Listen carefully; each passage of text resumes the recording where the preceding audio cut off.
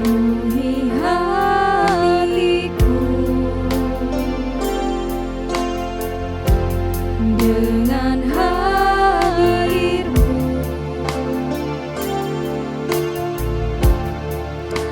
ku rindu memandang wajah-Mu, oh Tuhan, di dalam kekudusan-Mu.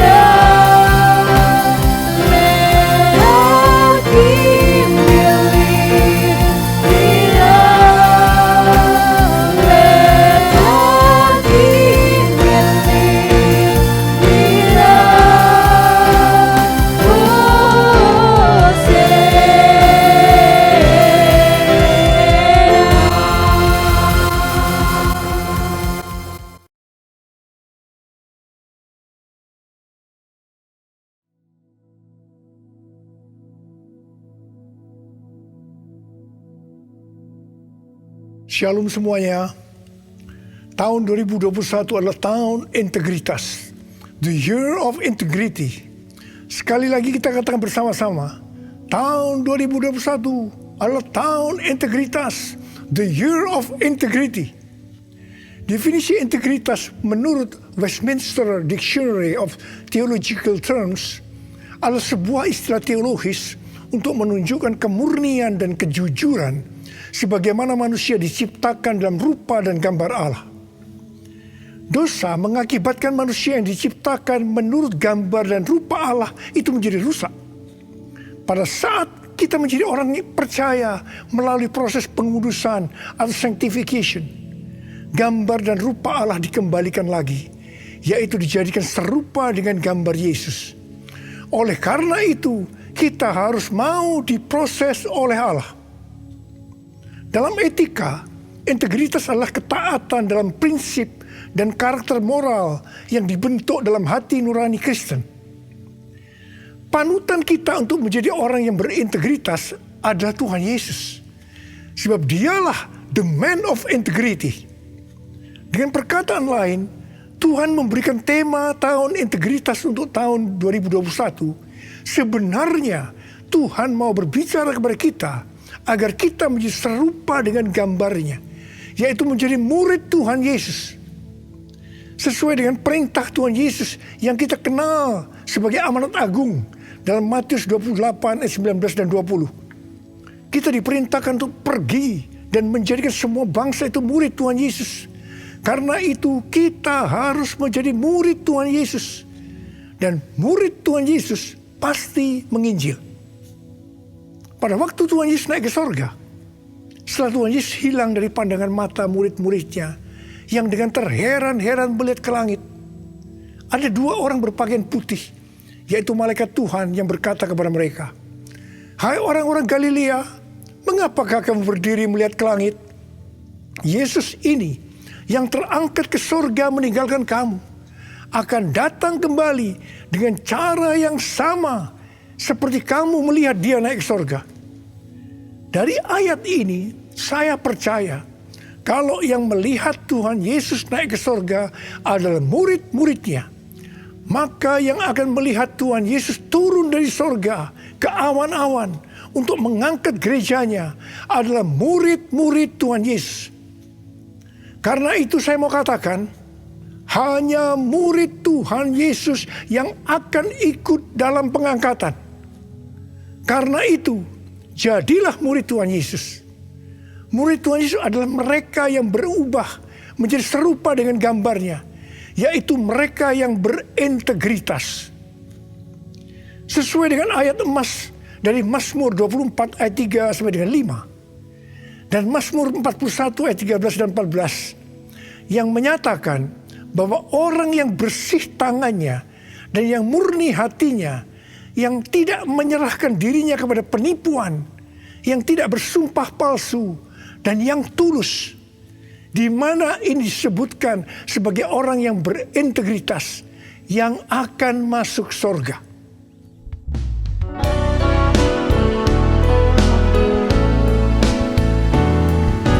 Ku mau seperti-Mu Yesus,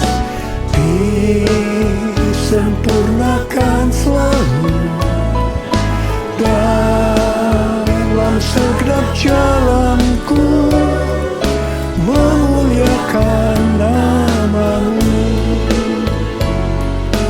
memuliakan nama-Mu,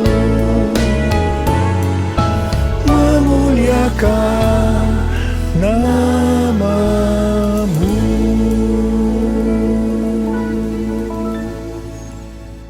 Memasuki tahun integritas, Tuhan memberikan tuntunan kepada kita hal-hal yang harus kita lakukan, yaitu sebagai berikut. Tuntunan Tuhan yang pertama, kita harus membangun manusia rohani kita. Perikop kitab Hagai dari pasal 1 ayat 1 sampai dengan pasal 2 ayat 1a adalah ajakan untuk membangun kembali bait suci. Tuhan berfirman melalui Nabi Hagai kepada Zerubabel bin Shealtiel, Bupati Yehuda, dan Yosua bin Yosadak imam besar untuk mengajak bangsa Israel membangun kembali bait suci. Tuhan menegur orang Israel karena mereka hanya sibuk membangun rumahnya sendiri. Tetapi rumah Tuhan tidak dibangun dan tetap menjadi reruntuhan. Tuhan berkata kepada orang Israel, "Karena itu lihatlah keadaan dirimu. Kamu menabur banyak tetapi membawa pulang hasil sedikit. Kamu makan tetapi tidak sampai kenyang. Kamu minum tetapi tidak sampai puas.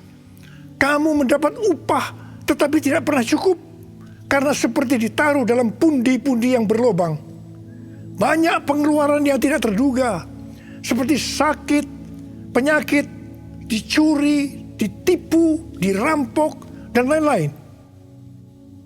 Teguran yang sama Tuhan berikan kepada kita, karena hari-hari ini banyak di antara kita hanya sibuk membangun keperluan-keperluan kita secara jasmani. Sedangkan manusia rohani kita tidak dibangun, tidak diperhatikan. Pertanyaannya, bagaimana dengan keadaan saudara? Apakah keadaan saudara seperti bangsa Israel pada waktu itu? Tuhan berkata kepada bangsa Israel bahwa kalau mereka membangun rumah Tuhan, maka mereka akan diberkati. Tuhan akan menggoncangkan langit dan bumi, laut dan darat. Tuhan akan menggoncangkan bangsa-bangsa, sehingga barang-barang yang indah-indah di bangsa-bangsa akan datang mengalir memberkati mereka. Tuhan berkata, "Kepunyaankulah perak, kepunyaankulah emas." Dan Tuhan juga berjanji bahwa kemegahan rumah Tuhan yang dibangun akan melebihi kemegahan yang semula. Dan Tuhan juga akan memberikan damai sejahtera. Hari-hari ini Tuhan juga berbicara kepada kita. Kalau kita membangun manusia rohani kita, sehingga kita akan menjadi serupa dengan gambar Yesus, maka Tuhan akan mencurahkan berkat secara rohani maupun secara jasmani. Seperti yang dikatakan pada waktu itu, di mana Tuhan memberkati bangsa Israel dengan menggoncangkan langit dan bumi. Tuhan menggoncangkan bangsa-bangsa. Maka hal yang seperti itu juga yang terjadi pada hari-hari ini. Pandemi COVID-19 membuat bangsa-bangsa tergoncang. Kejadian yang kita alami hari-hari ini justru akan memberkati kita secara rohani maupun jasmani, yaitu kita yang membangun manusia rohani kita untuk menjadi serupa dengan gambarnya, yaitu menjadi orang yang berintegritas. Kalau Tuhan berjanji kepada bangsa Israel bahwa kemegahan rumah Tuhan yang dibangun akan melebihi kemegahan yang semula, maka Tuhan juga berjanji kepada kita, kalau kita sungguh-sungguh membangun manusia rohani kita, maka kita akan semakin serupa dengan gambar Yesus, melebihi yang dulu pernah kita alami. Tuhan akan memberikan kepada kita damai sejahtera. Haleluya! Sesuai dengan yang dikatakan dalam 1 Yohanes 2 ayat 6. Yaitu kalau kita mengatakan bahwa kita ada di dalam Dia, maka kita wajib hidup sama seperti Kristus telah hidup. Dengan kuasa firman dan pertolongan Roh Kudus dan proses dari Allah, kita yang sungguh-sungguh mau membangun manusia rohani kita, yaitu mau hidup sama seperti Kristus telah hidup, akan menjadi serupa dengan gambarnya. Dengan adanya pandemi COVID-19 ini, Tuhan Yesus berbicara kepada saya beberapa bulan yang lalu melalui Yesaya 26 ayat 20 dan 21, yaitu agar kita bersembunyi barang sesaat lamanya sampai amarah Tuhan berlalu, sebab Tuhan sedang menghukum penduduk bumi karena kesalahannya. Disembunyikan Tuhan atau disuruh bersembunyi oleh Tuhan juga dialami oleh tokoh-tokoh dalam Alkitab sebelum mereka dipakai Tuhan secara luar biasa.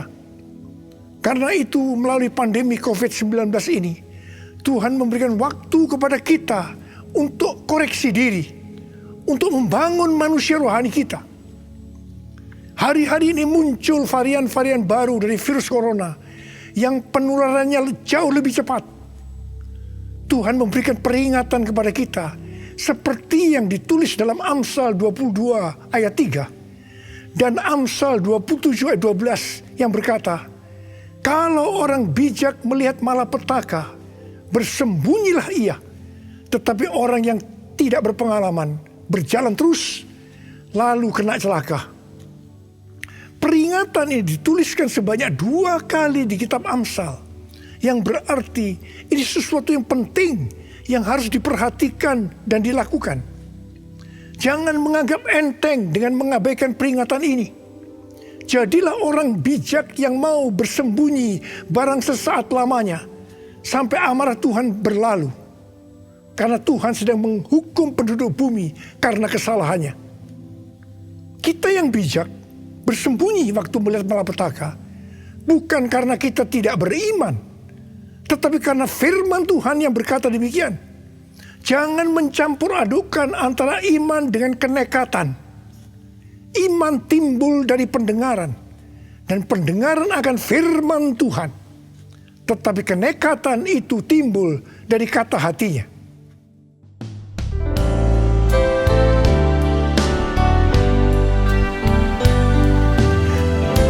Ya Tuhan, ku percaya, aku percaya.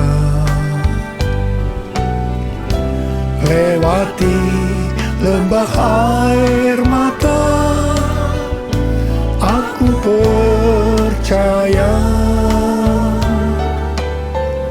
Firman-Mu ya dan amin, aku percaya. Kenangan sudah Kau jamin, aku percaya. Kenangan sudah Kau jamin, aku percaya.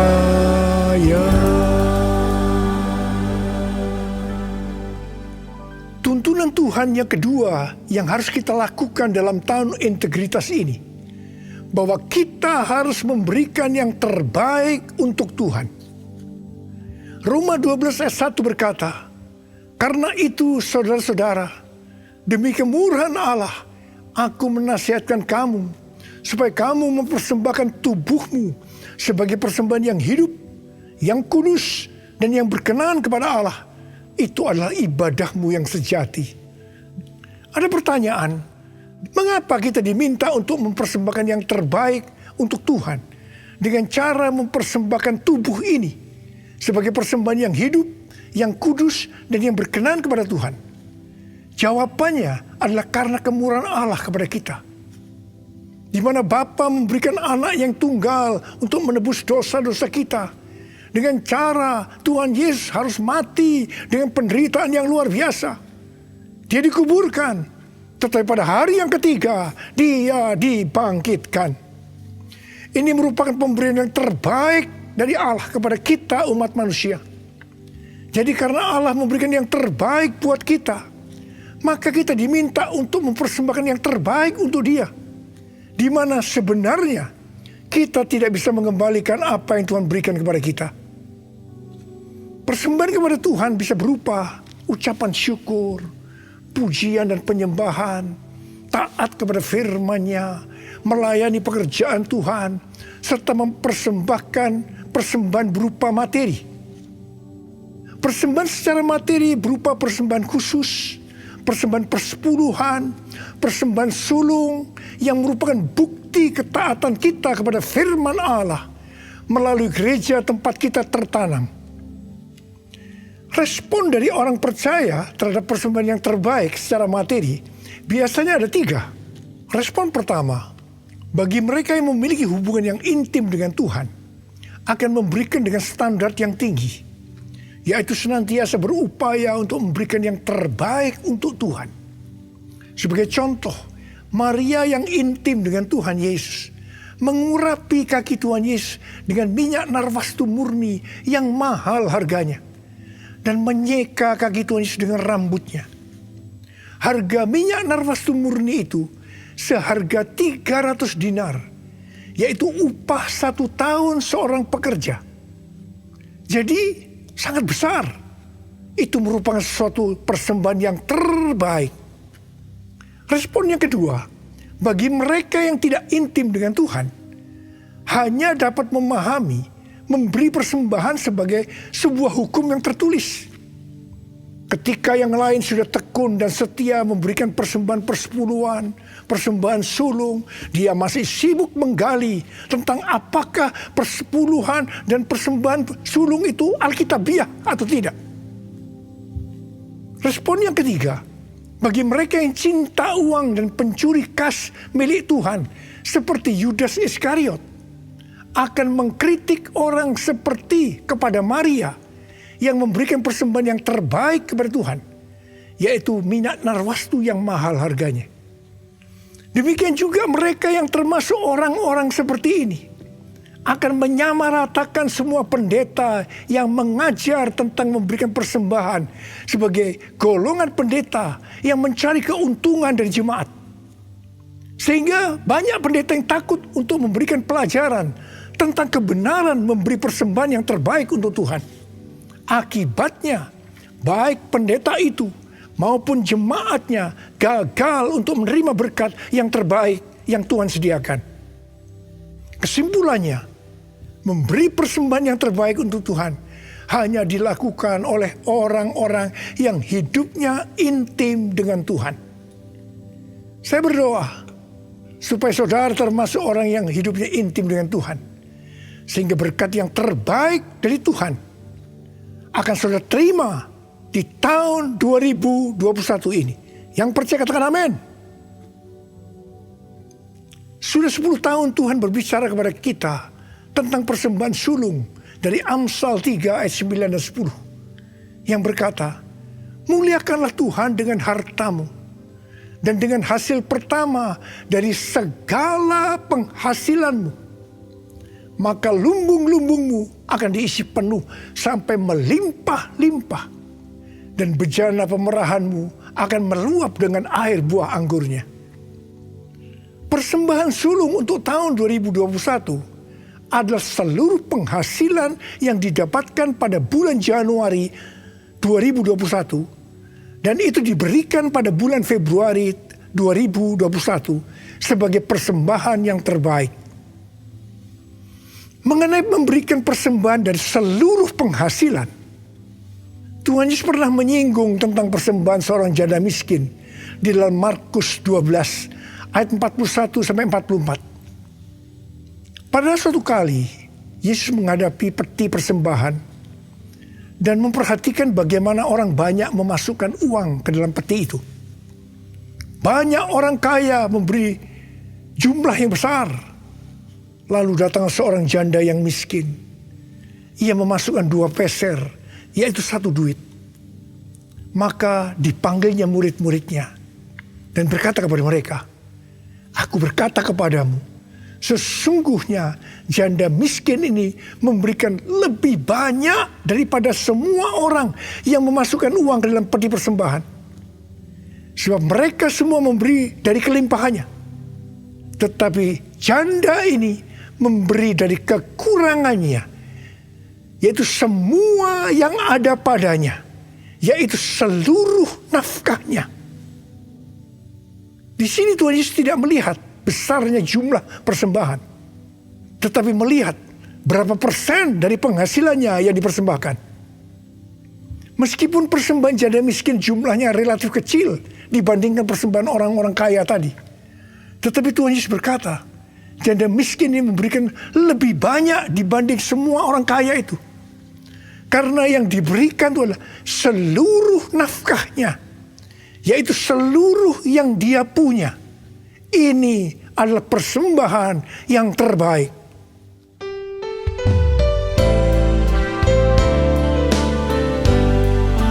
Segalanya yang ku miliki, semuanya daripadamu, kan ku bawa persembahanku yang terbaik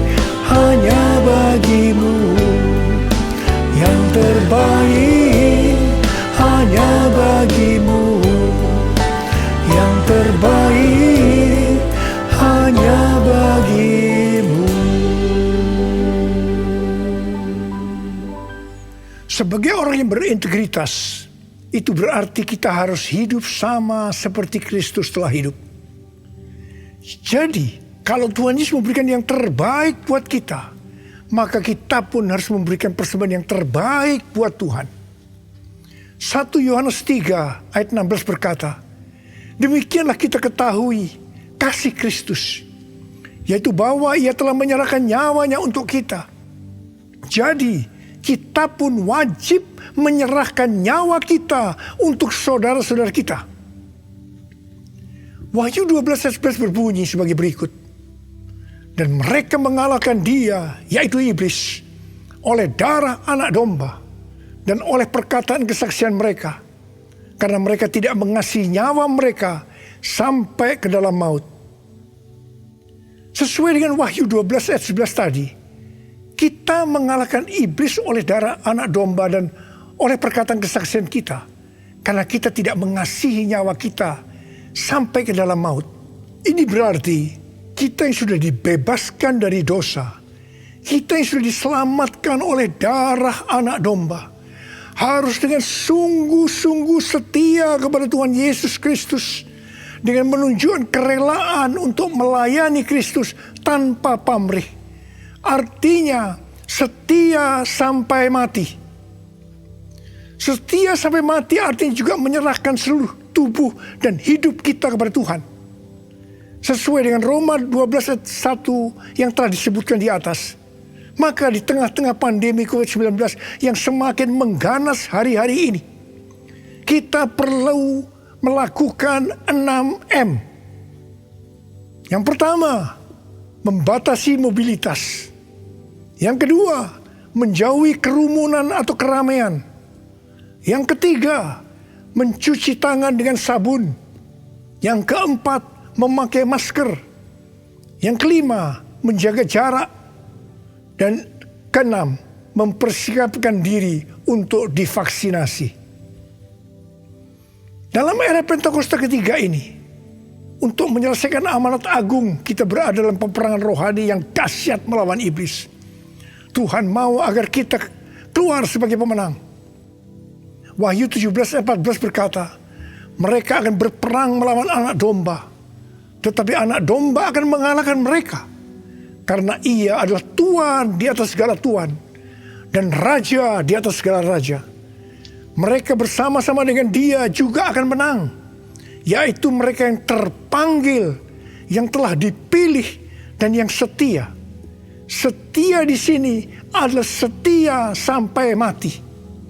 Jadi karena Tuhan Yesus menyerahkan nyawanya untuk kita, maka kita harus melayani Tuhan untuk memenangkan jiwa, setia sampai mati.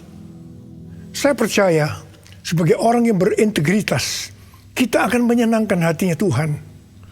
Dan kita akan berkata, Tuhan Yesus, firman-Mu adalah ya dan amin. Saya siap untuk melakukannya. Mari katakan bersama saya. Katakan, Yesus terbesar.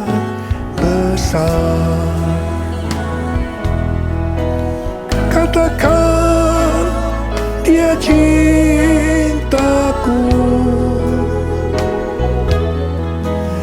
Dia sembuhkan, Dia ampuni dan beri pertolongan.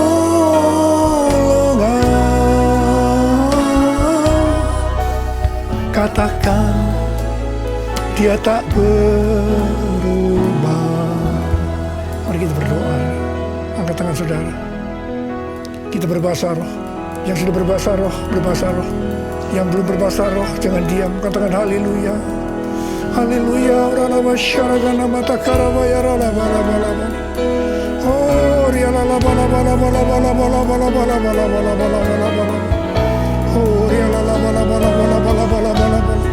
Yesus, Yesus, Yesus. Tuhan, kami mendengarkan tuntunan-Mu hari ini, Tuhan. Kami mau melakukan, ya Tuhan. Kami mau menjadi orang yang berintegritas, ya Tuhan. Kami mau menyenangkan hati Tuhan. Tuhan, Kau lihat anak-anak-Mu. Bapa berdoa, setiap anak-anak-Mu menjadi orang yang berintegritas. Bapa, di tengah-tengah pandemi yang makin mengganas ini, Engkau tetap menyertai kami semua. Kamu berdoa, tidak ada yang sakit ya Tuhan. Tidak ada yang berkekurangan, malah dicukupkan dan berkelimpahan dalam hal yang baik. Terimalah berkat Tuhan. Terimalah berkat Tuhan. Terima kesembuhan. Terima.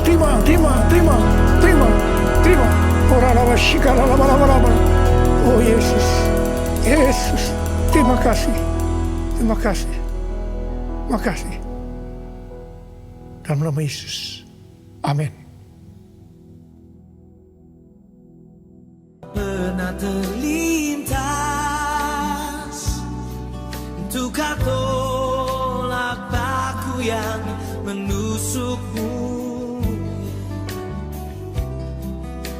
Sungguh relakan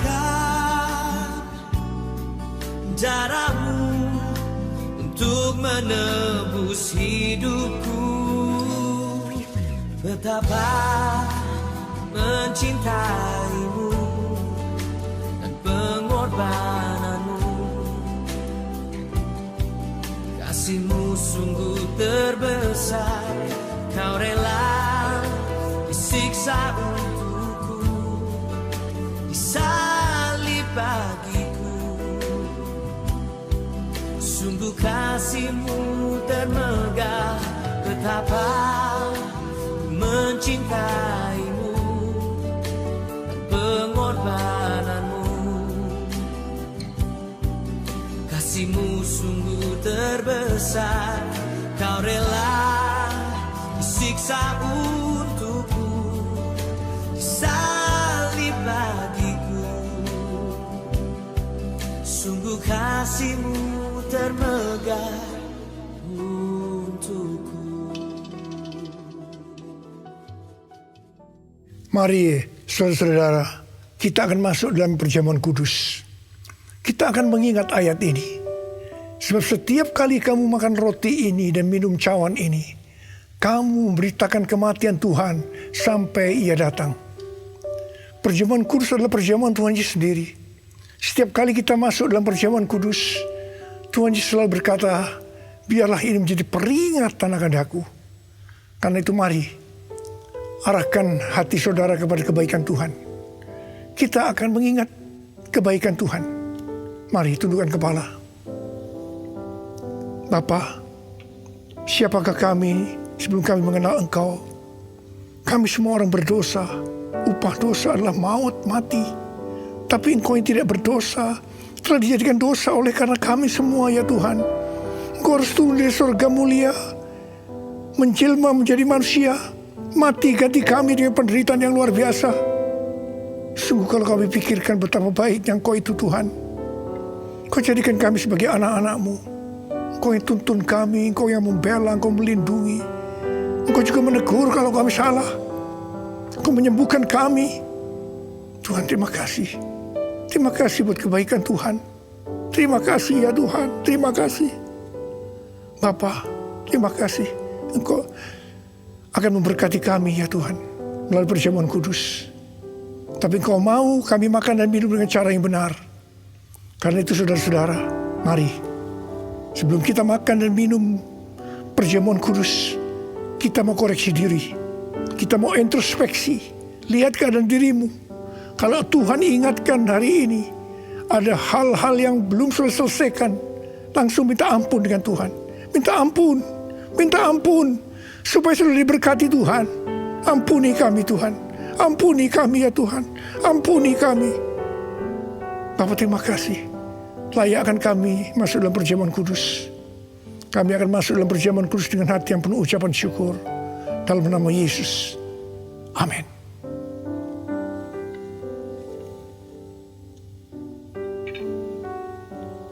Sekarang mari angkat roti di tangan kanan saudara tinggi-tinggi.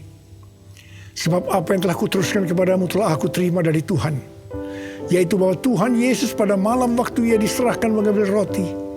Dan sesudah itu Ia mengucap syukur atasnya. Dia memecah-mecahkannya dan berkata, inilah tubuhku yang diserahkan bagi kamu. Perbuatlah ini menjadi peringatan akan aku. Saudara kasih Tuhan, bukankah roti yang kita pecah-pecahkan ini adalah persekutuan kita dengan tubuh Kristus? Mari kita makan dalam nama Yesus.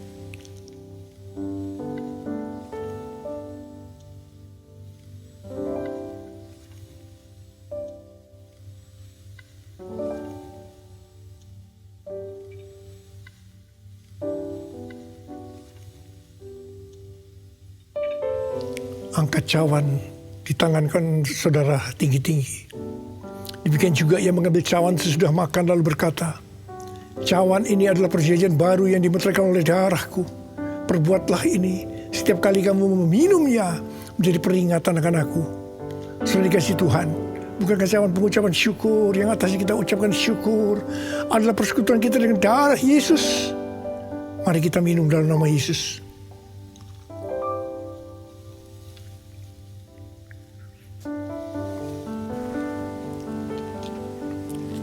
Angkat tangan saudara. Ucapkan syukur dengan suara, jangan diam. Oh Tuhan, terima kasih ya Tuhan. Terima kasih ya Tuhan. Terima kasih. Kami mau bersyukur padamu Tuhan, sebab Engkau baik. Bahwasanya untuk selama-lamanya kasih setiamu ya Tuhan. Ya Tuhan, oh rabala-bala-bala, kami bersyukur. Kami mengucap syukur dan terima kasih ya Tuhan. Terima kasih Yesusku.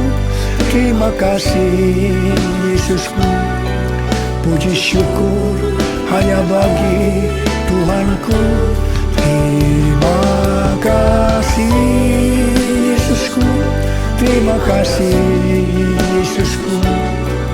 Puji syukur hanya bagi Tuhanku.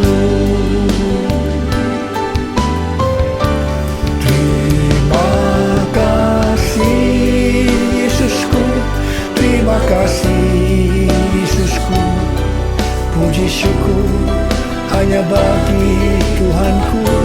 Terima kasih Yesusku. Terima kasih Yesusku. Puji syukur hanya bagi Tuhanku. Puji syukur hanya bagi Tuhanku.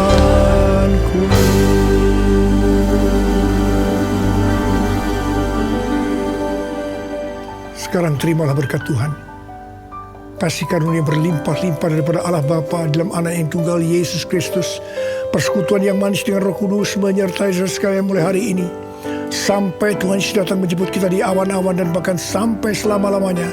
Yang percaya bersama-sama katakan amin.